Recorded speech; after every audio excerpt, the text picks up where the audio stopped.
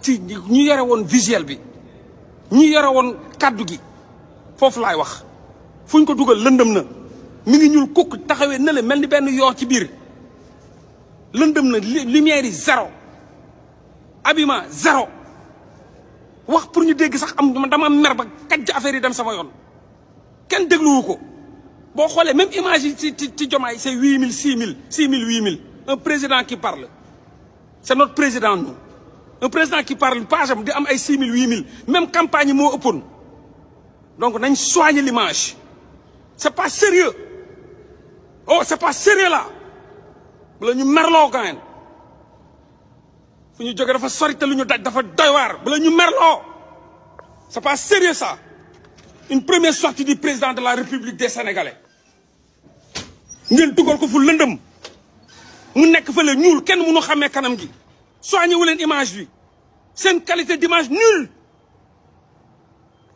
micro bi di dagg di dem di ñëw di dagg di mais c'est du n'importe quoi ça respectez-nous moomu leen ñu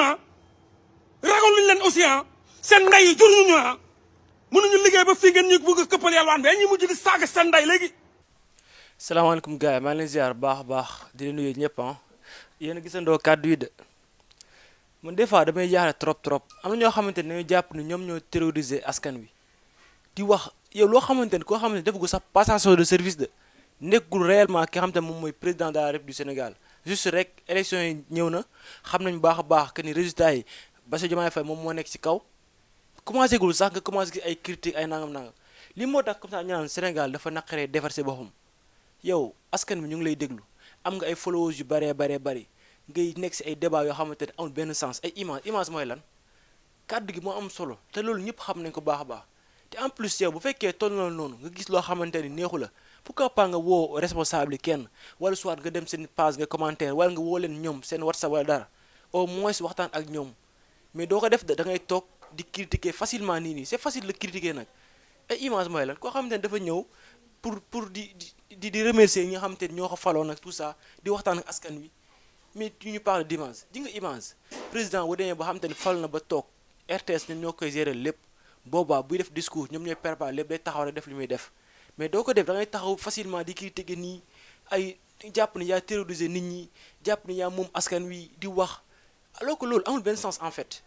di nga tey jii doon naa xaar ci yow nga taxaw ni Bassirou de wax na nangam ci loolu lañ koy xaar wax na nangam ci loolu lañ koy xaar nangam naa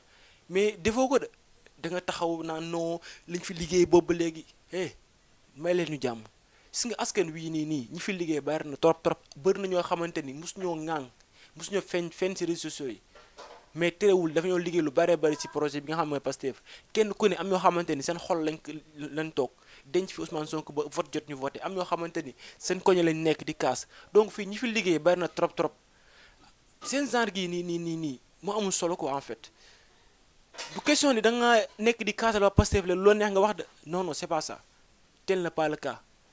si nga réew mi toll nii xam lañ soxla ku ñu ko defaral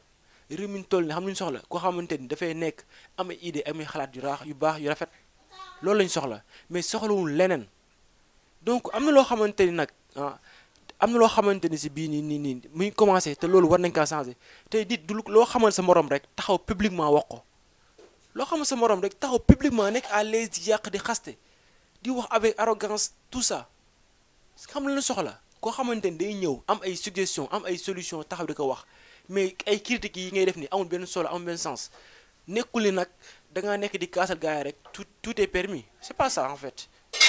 et je ne parle pas pour critiquer non mais juste rek pour joxe sama xalaat sama opinion personnelle gars yi nañ wax dëgg fi dañuy xalaat rek kenn ku ne sa xalaat nga am mais ñu wax ko waxuma nag pour di dal si kawam pour di ko critiquer c'est pas ça mais dañoo baaxoo ñun suñu gisee dara si nit il y a que ñun ñu dem ni xool ki nga xam ne moom la concerné wax ko directement duñ ko def de mais dañuy taxaw di ko attaquer directement lii ne su ma ko defee c'est pas pour tout simplement pour moom de mais c'est pour beaucoup de personnes yi nga xamante ni yàqante wax loo xamante am benn solo ay image mooy lan doo ñëw si discours bi mu discours ki nga xamante ni li la mooy objectif am nga ñëw ci c'est ça en tout cas man leen lay xaar ci ñi nga xamante ni ñoo yor ay scènes yu mag yi wala ñu nekk ay porteurs de voix wala ñu leen di dégg xam lay xaar ci yéen ngeen prêt pour jàppale ki nga xamante mooy président Bassirou Diomaye Faye incha allah rabbi si nga réew mi nekk ni Sénégal gi nekk pour mu développer il va falloir que ñëpp jàpp ci kenn ku ne loo si mën a jàppee nga jàppee ko ci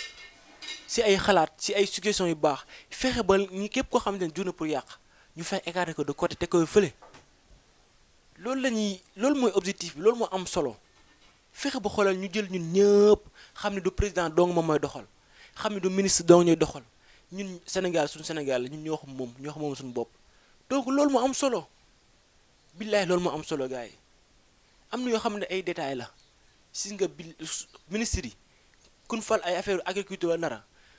bu jeeree sax nga jóg dem ba sa toole xool ñi nga xam ne ñooy ay baykat nga sol lu la neex solal ñun loolu soxaluñu l'essentiel la nga bëgg réew mi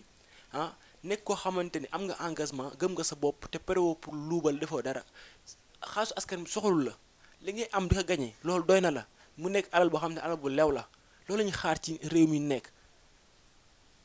bëri na ñoo xam ne ñu ngi toog di commencer di lancer alerte naan nañ ko bàyyi 3 mois lañ ko may nañ ko bàyyi 1 an si nga fi nekk nii dafa nekk loo xamante ni depuis yàgg na Sénégal ba ne am na ay indépendance ba léegi loolu lépp lañ war a tabaxaat si ay jikko ah fexe ba nit ñi am gëm-gëm seen bopp fexe ba nit ñi bëgg seen réew loolu moo am solo mais nekkul ni dañuy nekk fii di wax si ay détails ay diversion Sénégal li mu traversé métti na trop li mu traversé métti na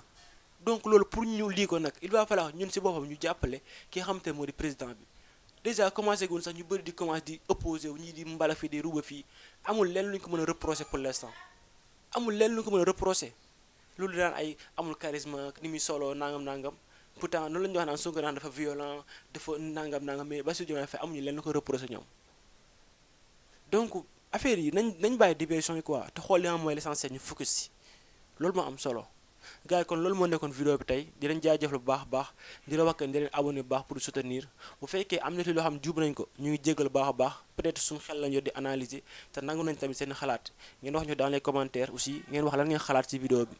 di jégal bu baax te aussi on ne parle pas pour critiquer on ne parle pas affaire populisme non